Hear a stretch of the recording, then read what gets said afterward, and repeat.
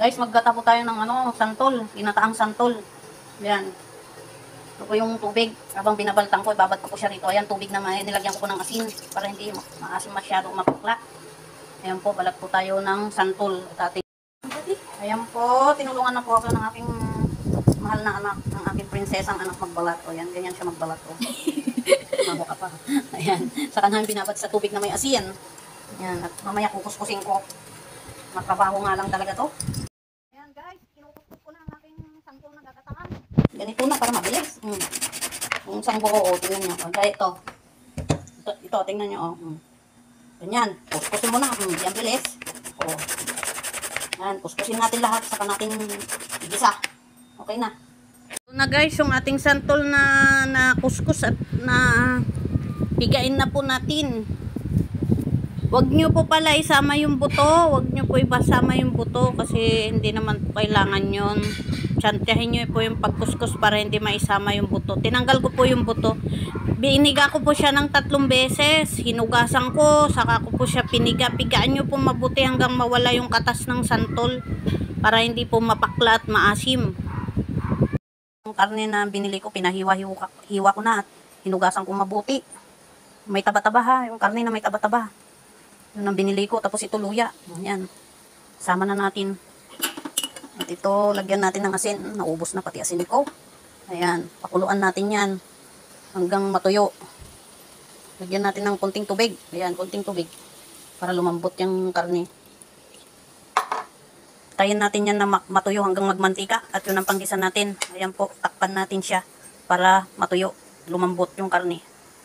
Kaya isinabay ko yung luya sa pagpapalambot ko dyan sa karne. Hanggang magmantika ay para walang pantanggal din ng lansa. Yan po, palambutin po natin yan hanggang magmantika. Wala na po siyang tubig, kaya dagdagan po natin siya ng mantika. Yan, oil, mantika, para maprito siya. Yan, para lalong lumabas yung mantika ng ating taba-taba ng baboy. Hintayin po natin siyang matosta.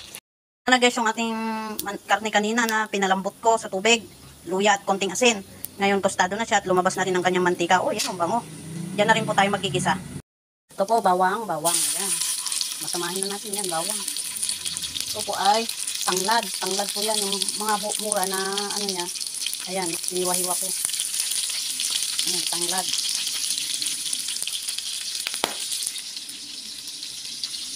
Tanglad. Ito po, sibuyas. Sabay-sabayin na natin. Ayan. Ayan po. Paminta. Lagyan na rin po natin paminta. At ito po.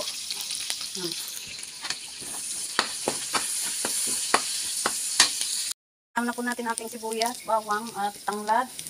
Isabay na rin po natin ang ating labahita. Labahita po yan na daing. Yan, para may pangpaalat po tayo. Dito lang po natin yan. Yan po, pinagsama-sama natin yung kanyang pansahog. Kaya ganyan po yung labahita ko. Hindi ko na hinimay-himay. Kasi pampalasa lang po naman yan eh. May tinik pa kasi yan. Kaya ganyan. Para hindi na lumabas yung tinik niya. Ayan po, lagyan ko na rin po ng asukal. Asukal, konti. Ayan, sarap na ng ating pansahog. Ayan po. Ayan po, ilagay ko na rin po ang aking gata. Ayan po yung purong gata po yan. O yan. Pakuluin po natin yan.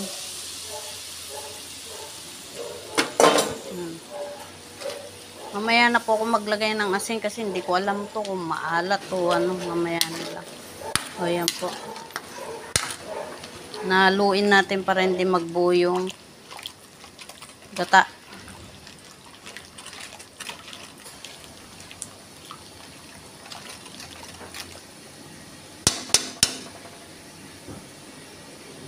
Ang ating gata, kaya lagay na rin po natin ang ating santol. Ayan po, nilagay na po natin ang santol na ating napiga ng mabuti. Ayan po. Lutuin po natin siya. Ayan, halo-halo. Ayan po, nilagyan ko rin po siya ng nor cubes na shrimp. Ayan po yung nor.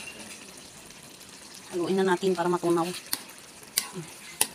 Halo-halo, halo-halo ang ating luto. Pag ganito, tinidor ang ginagamit ko pang halo. Para hindi masyado malamog.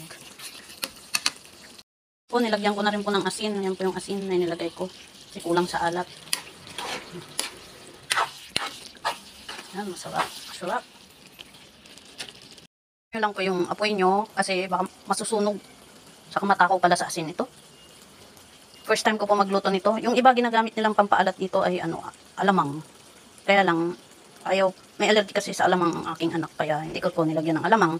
Kayo po kung gusto nyo po ay alamang. Yun po. Igisa nyo po yung alamang. Saka nyo, kagaya rin po niyan yung process. Yung iba ay nilalagyan ng sili. Ayaw ko naman ng sili. Kaya, kayo po kung gusto nyo po lagyan ng sili. Ayaw ko po kasi sili. Ayaw ko na maanghang. Ganyan po. Tuloy nyo po yung hanggang magmantika siya. Slow fire nyo lang po para hindi masunog. Dagdagan ko na rin ng asin kasi kulang sa alat. Ayan.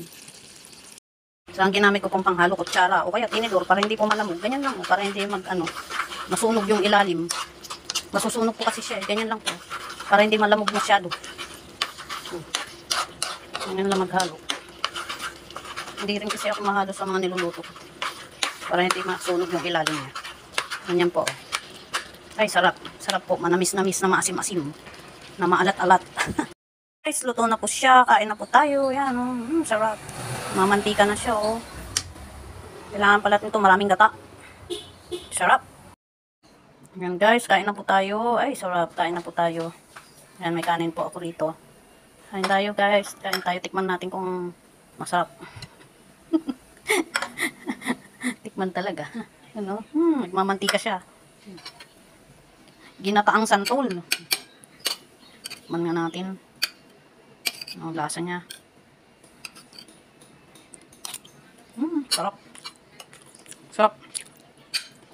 Manamis-namis na maalat-alat. Maasim-asim. Sarap. Kain tayo.